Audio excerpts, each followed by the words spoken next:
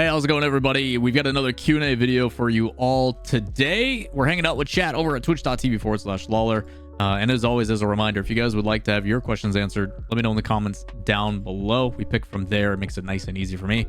Or stop by the stream while we're doing these live. We usually stream them and do them on like Thursdays or Fridays every week. But with that in mind, first question is going to come from the chat from Enormosaurus, who says, hey, do you have a favorite one-liner joke, jab, or banter, or burn between players throughout the RLCS? Favorite is when Marky was being interviewed and asked what it took playing Northern Gaming in the previous season that gave them the leg up, and he said Greasy. Kelly Link, who is the host, who's fantastic, we love her to death, didn't understand the Rocket League reference from previous history, but yeah, great tongue-in-cheek joke from Marky being like, we literally stole their teammate. There's been various ones over the years where like even in my own tournaments with like the Brawl, we had a draft system or whatever, and they were like bantering with each other, saying not to steal each other. And then Mystic said they stole his teammates, which was pretty funny. In the very first season of RLCS, when they're headed to the World Championship, one of the players on flip side, it was probably Marky again. Shout outs to Marky Duda, coach of Gladiators now. But Marky said that he could beat the NA teams on like airport or like airplane Wi-Fi, like flying through the air. They'll play on that ping, which was pretty funny as well. Do other esports see such a quick turnaround of veteran players be pushed out every few years for up-and-coming young talent, or is that something fairly unique to RL? It does vary a lot. I think Rocket League has kind of this weird in between because the game is so mechanically intensive that you do see that trickling effect happen pretty frequently, where the next best thing is usually what people want to go after. There's a lot of heavy focus on mechanics, people who learn very quickly. And you're going to continue to see that, I think, in most esports. But in games like FPSs, the nice thing is while your shooting skills are so good and have been developed over, decades of FPS games, game sense and knowledge and stuff like that can always transition. You look at players in Counter-Strike that are like entry fraggers and stuff like that are like really good Twitch reaction shooters, really, really good reaction times and stuff like that is great. But as they start to dwindle, the game sense, the knowledge, the things like that, then transitions into IGLs or oppers, people that are going to stay in a lane and just shoot the guy when they see him come on their screen, and it's a one-hit kill. So I think there's a little bit more longevity in other games, and that's why you see the average age change. But I think we're going to start to see that in Rocket League as well, as the mechanics become less and less of a requirement, because I think right now Rocket League meta is shifting more into fundamentals and things of that nature. I don't think we're going to see people trickle out as quickly as we used to, but you also never know. But in other esports, I think it varies a lot. Most of the time, it just depends on import talent and stuff like that. Who is next up, how much money they're willing to spend to bring other people in. It varies quite a bit. Do you think the last iteration of the NRG rosters would have been even a top 16 team if they had stuck together for a couple seasons? I think NRG's biggest fault is not keeping Frosty. I think Frosty as a talent was a really good idea. But the issue is they continue to either, and I've said this, Garrett, while is a good player, benefit as a player comes from his veteran and his leadership capabilities. He's not going to be a problem on the team. He's not going to be one who doesn't put in the hours and doesn't grind and doesn't, invest how much time he should. His communication is fantastic.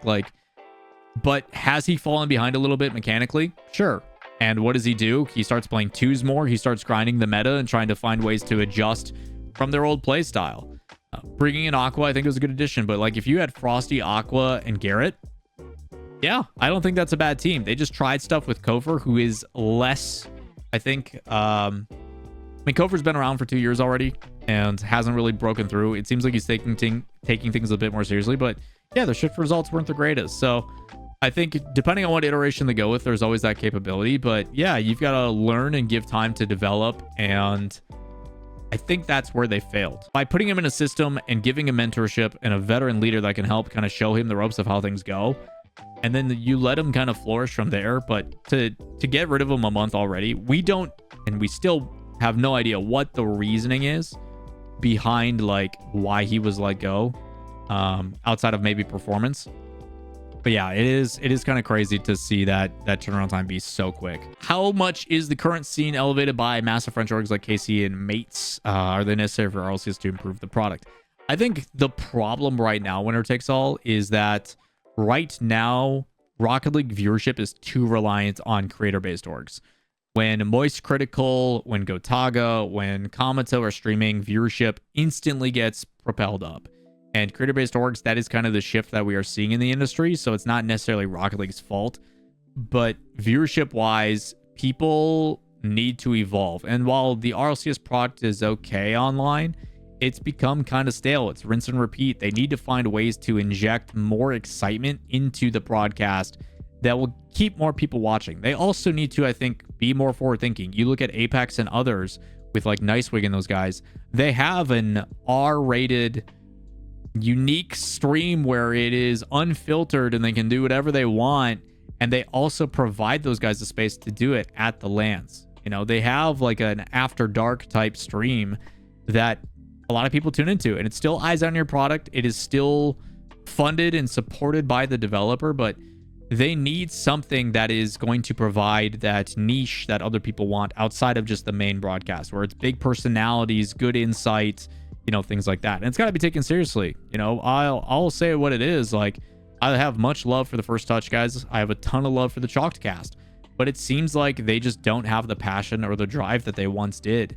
The topics feel a little bit low-hanging fruit. They're a little bit stale, and I don't necessarily think that's their fault, but I don't feel the investment that they had is there as much. I don't know if they just don't have the time or the passion is running out, but let's call it what it is. Rocket League has been out for almost 10 years now.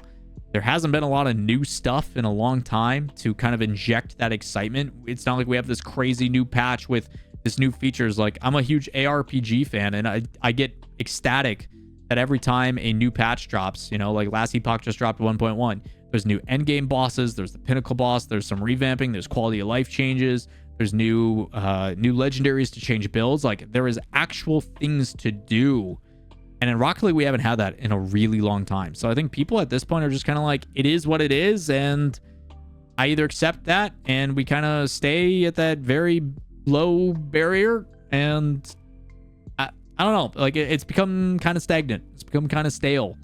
And the only thing that I think is going to change that is it is up to the creators or the people that love this game to make and create new things, whether it be unique tournaments, whether it be unique formats, whether it be unique, I don't know, but something's got to change. And if it doesn't, we're going to continue to see that same problem exist. Psyonix has given us the tools of this really cool game, and it is on us to, I guess, take it under ourselves to give it the reach and the growth that it does. I say that even though I have some privileged information about what may be happening in the future, which I am excited about.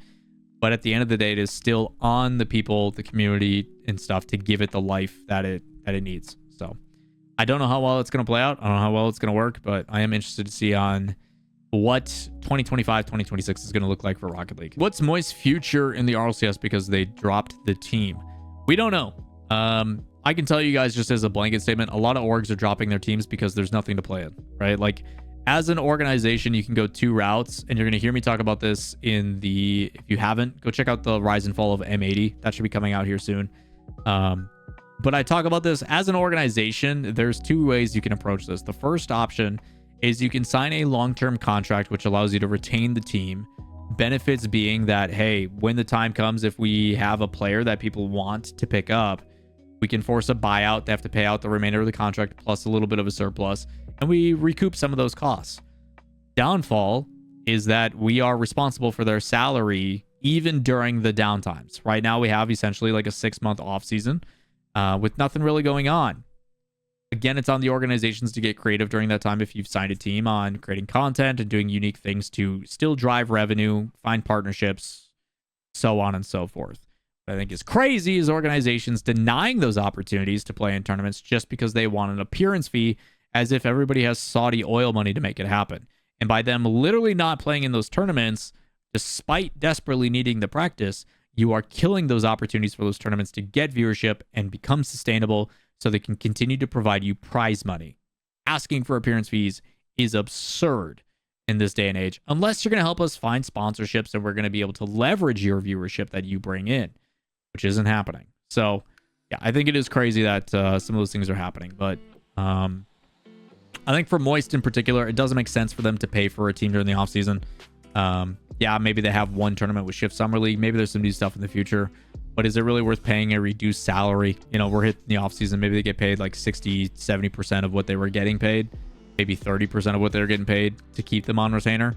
but it just doesn't make sense to. It's just not worth the money. They can let these teams disband and kind of fend for themselves. They'll do their mixing and matching and roster change craziness, and then based upon offseason results, when some stuff does come into play, they go, yep, that's the team we want. We think there's potential in that. Hopefully they do proper scouting. They won't. Hopefully they find a proper coach. They won't.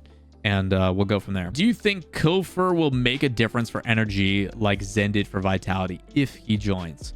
No. And nothing against Kofor, but Zen is a different breed of talent. You don't see Kofor dominating the leaderboards. You don't see Kofor winning every single 1v1 match he plays in, let alone playing in every single 1v1. You don't see him only losing to Rawas, the 1v1 god. You don't see him like... Zen was a different breed of talent, and he also, for Zen's circumstance, had the ability to sit for a year because he was banned because he played underage and be used as a motivator for a team. So not only did he get brought in and was able to sit and learn under the Vitality name and have Farah kind of coach him through, like, this is how things go.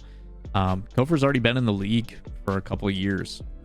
His mentality, I think, has shifted, and he's starting to get some reps because he has ascended and is playing better because of his efforts. But realistically, no, it's not even remotely close. Comparison between the two is insane. As always, I appreciate you guys' questions. Thank you guys for tuning in and dropping those as more come out in the comments down below. We'll keep doing these videos, but that is going to do it for me. Appreciate you guys as always. Like, subscribe, turn on notifications, helps me greatly.